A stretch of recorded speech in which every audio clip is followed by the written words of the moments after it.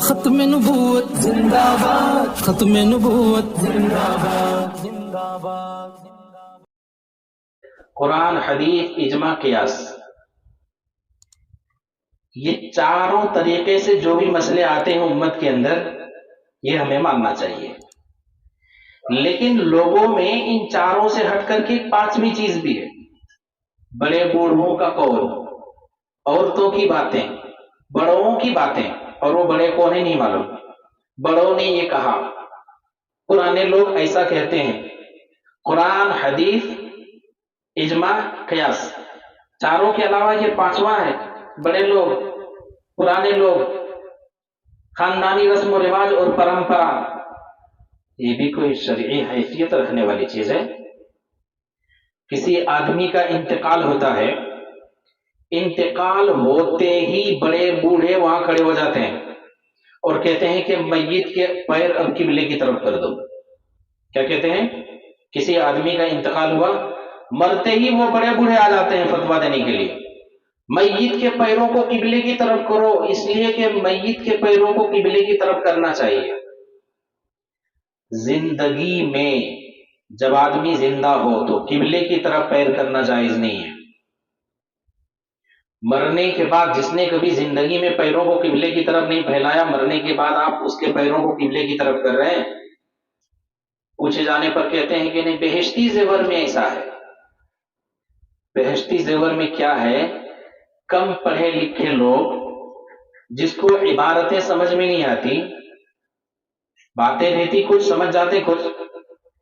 بہشتی زیور میں کیا ہے، میں پڑھ کر سناتا ہوں۔ عنوان ہے گھر میں موت ہو جانے کا بیان۔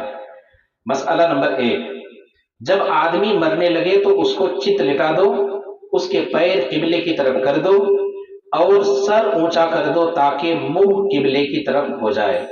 سر اونچا کر دو تاکہ منہ قبلے کی طرف ہو جائے، اور اس کے پاس بیٹھ کر زور زور سے کلمہ پڑھو تاکہ تم کو پڑھتے سن کر خود بھی کلمہ پڑھنے لگے۔ یہ بات ہے میت کے پیروں کو قبلے کی طرف کرنے کے سلسلے میں جو لوگ اس سے استدلال کرتے ہیں کہ بہشتی زیور میں ایسا ہے، تو یاد رکھیے یہ میت کے پیر رکھنے کے سلسلے میں حضرت تھانوی رحمۃ اللہ علیہ نے نہیں فرمایا، بلکہ یہ زندہ آدمی کے لیے جب وہ مرنے کے قریب ہو، جب موت قریب آ جائے تو اس وقت کی بات ہے۔ شریعت نے اس سلسلے میں کیا کہا ہے؟ قبلے کی طرف آدمی کا رخ ہو، مقصد سمجھیے، آدمی کو یا تو شمال اور جنوب کی طرف، جیسے مرنے کے بعد قبر میں جیسے لٹایا جاتا، اس طرح آدمی جب مرنے کے قریب ہو جائے تو اس طرح لٹا کر کے آدمی کے رخ کو قبلے کی طرف کر دیں۔ مقصد قبلے کی طرف رخ کرنا ہے۔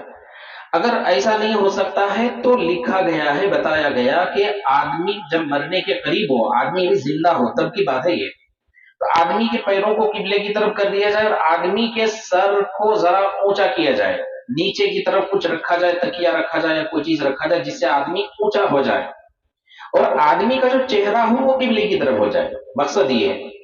تو ٹھیک اسی طرح سے جب آدمی نماز پڑھتا ہے، اتنا لاغر اور کمزور ہو، آدمی اٹھ بیٹھ کر نماز نہیں پڑھ سکتا ہے، تو فقہ کی کتابوں میں لکھا ہے کہ آدمی کو لیٹ کر نماز پڑھنا چاہیے، قبلے کی طرف پیر ہو اور سر کے نیچے کچھ رکھ دیا جائے جس کی وجہ سے آدمی ذرا اونچا ہو جائے اور رخ آدمی کا قبلے کی طرف ہو جائے۔ تو یہ رخ قبلے کی طرف کرنے کے لیے اس میں طریقہ بتایا گیا کہ آدمی جب مرنے کے قریب ہو تو اس کے پیروں کو قبلے کی طرف کر دیا جائے اور نیچے سے آدمی کو اونچا کر دیا جائے تاکہ اس کا رخ قبلے کی طرف ہو جائے۔ اور اگر ایسا نہیں تو پھر آپ اتر دکھن پر پیر اور سر کدھر بھی رکھ کر کے قبلے کی طرف رخ کر سکتے ہیں۔ یہ بات آدمی کی زندگی کی ہے، جب آدمی زندہ ہو تب کی بات ہے۔ اگر آدمی کا انتقال ہو گیا تو مرنے کے بعد پیروں کو قبلے کی طرف کرنے کی بات کہیں نہیں ہے۔ مرنے کے بعد قبلے کی طرف پیر کرنا جائز نہیں ہے، جو آج سماج کے اندر جو چل رہا ہے، جو رائج ہے، مرتے ہی فوراً بڑے بوڑھے مفتی بن کر حاضر ہو جاتے ہیں، پیروں کو قبلے کی طرف کرو۔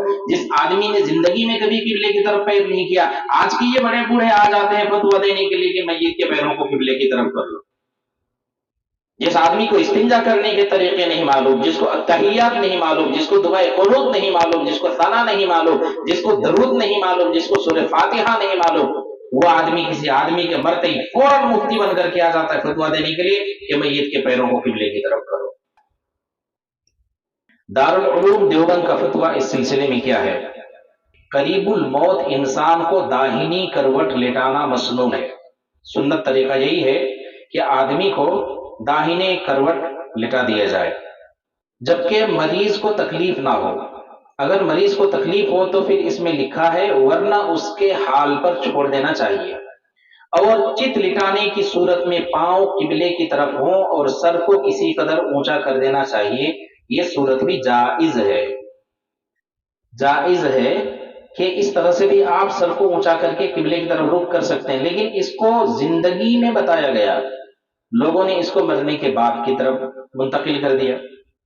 اور اگر موت سے پہلے ایسا نہ کر سکیں تو موت کے بعد صرف پہلے طریقے کے مطابق کر دیں۔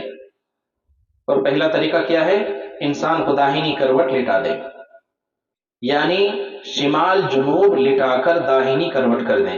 شمال جنوب جس طرح سے قبرستان میں مرنے کے بعد میت کو دفن کیا جاتا ہے، اسی طرح سے لٹا کر کے آدمی کے چہرے کو قبلے کی طرف کر دیں۔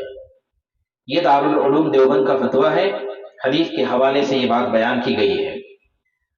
اب میں ایک عالم ہونے کی حیثیت سے یہ بات بتاؤں، لوگ میری باتوں کو کم سنیں گے، اور وہ بڑے بوڑھے جن کو استنجا کرنے کے طریقے نہیں معلوم، وہ آدمی کے مرتے ہی آ کر فتویٰ دے دیں تو لوگ اس کی بات کو زیادہ اہمیت دیں گے۔ یہ بڑا المیہ ہے لوگوں کا۔ عالم کچھ بھی کہے، مفتیان کرام کچھ بھی کہے، اداروں کے بڑے بڑے اداروں کے فتوے کچھ بھی ہوں، بڑے بوڑھے کیا کہہ رہے ہیں اس کو زیادہ اہمیت دیتے ہیں، اس کو زیادہ اہمیت دیتے ہیں۔ تو اس لیے یہ بات بتانا چاہتا ہوں کہ آدمی اگر مر جائے، آدمی کا انتقال ہو جائے، تو آدمی کے انتقال کے بعد اس کے پیروں کو قبلے کی طرف کرنا جائز نہیں ہے۔ پیروں کو قبلے کی طرف کرنے کی جو بات ہے یہ آدمی کی زندگی کے آخری وقت کی ہے کہ جب آدمی بالکل قریب المرگ ہو، یعنی آدمی بالکل مرنے کے قریب ہو، تو اس وقت اس کے رخ کو قبلے کی طرف کرنے کے دو طریقے بتائے گئے۔